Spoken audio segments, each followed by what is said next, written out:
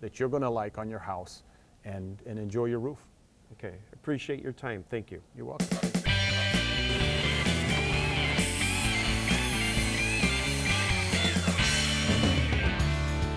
The Carpenter's Apprentice and Training Center is home base for learning the complexities of roof installation. Veteran carpenter Tony Mathis instructs us on what to look for in today's roof construction. This is the mock-up we use to teach our carpenters how to shingle on a roof. This is the rafters here, and this is the sheeting on top. This is typically what a roof will look like when a carpenter comes to install shingles. Okay, great. So at this point, we're ready to start? Yes. First, I'll talk a little bit about safety. This is a full body harness. This is what we use when we're on a roof. When we first get to the roof, we're going to go up to the top of the roof at the peak. We're going to install the anchor point at the peak.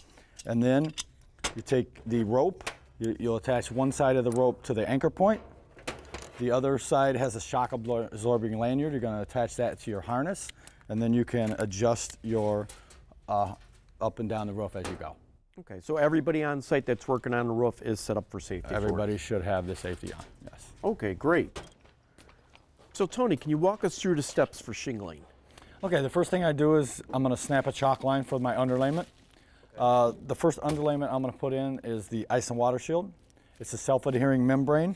It's got a sticky surface to it, so what I'm going to do is I'm going to take a little bit of this paper off and I'll start installing it here. I'll put it up here to my chalk line.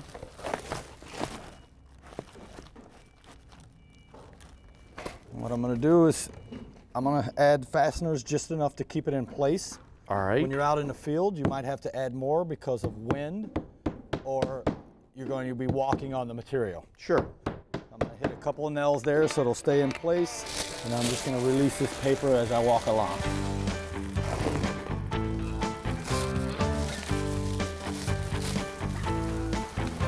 More fasteners to hold it.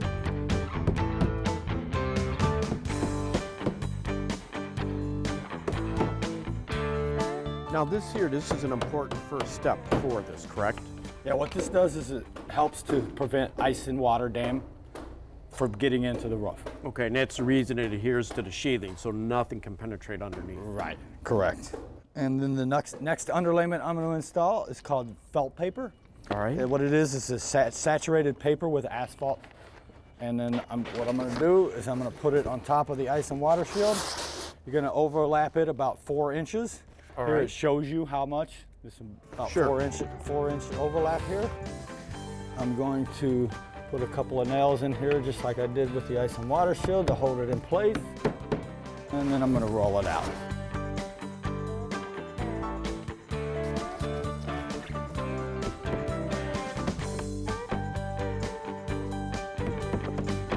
Fastener is in. Now that we have the underlayment in place, our next step is to install some flashing. Okay, the first type of flashing we're going to install is called gutter flashing or gutter apron.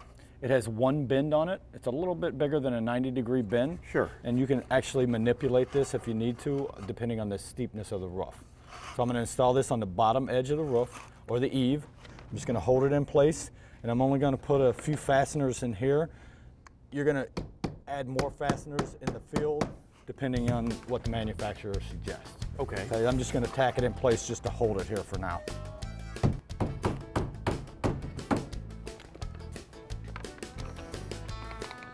And then the next piece of flashing we're going to install is called drip edge. All right. If you notice, this got a 90-degree angle on it, and it's got a little lip on it here. That's the difference in the gutter apron and the drip edge, okay? This goes on the gable, because it is the 90-degree. What I'm going to do is I'm going to slide this on top of the gutter flashing.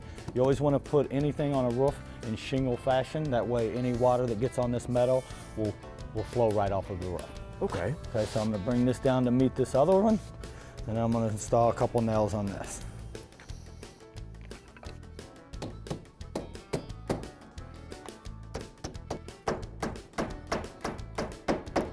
The next step would be to do some chalk lines for the installation of the shingles. Okay, let's move on. Okay, the first chalk line I'm gonna snap here is for my starter strip on the bottom, on the edge of the roof. So I'm gonna pull my tape measure down here, and I'm gonna mark here. I'm gonna walk over here and do the same. Right here. And pull the chalk line. And snap. You snap the chalk line.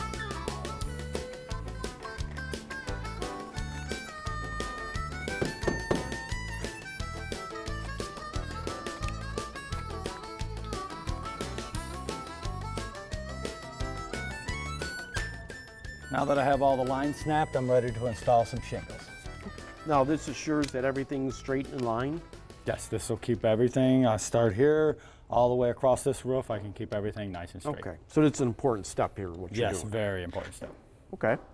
First thing I'm going to do is install some starter shingles. Okay. First thing I'm going to do is put them on the gable edge. Now what this is going to do is give me a straight edge to run the rest of my shingles on. I'm going to install a couple.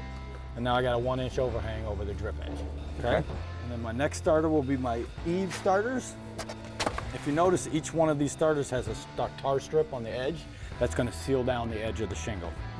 See, if you notice, when I put this starter strip on, I staggered it by 6 inches here. So now when I go to throw this shingle on, it won't line up on the slot here. Okay. Okay, so you have to always have that 6-inch offset. So you're always overlapping a joint. Right. Now what I'm going to do now, since I had the chalk line here and I put this starter strip on, now my straight edge is over here. So every one of my shingles I'm going to pull up here and I'm going to square them up to this edge and down here. So I got them squared to the bottom, squared to the left side, and then I got to hold them in place as I nail them. I'm going to install a nail over each slot here, and at the end you want to be 3/8 of an inch above the slot and 1 inch within 1 inch of the edges.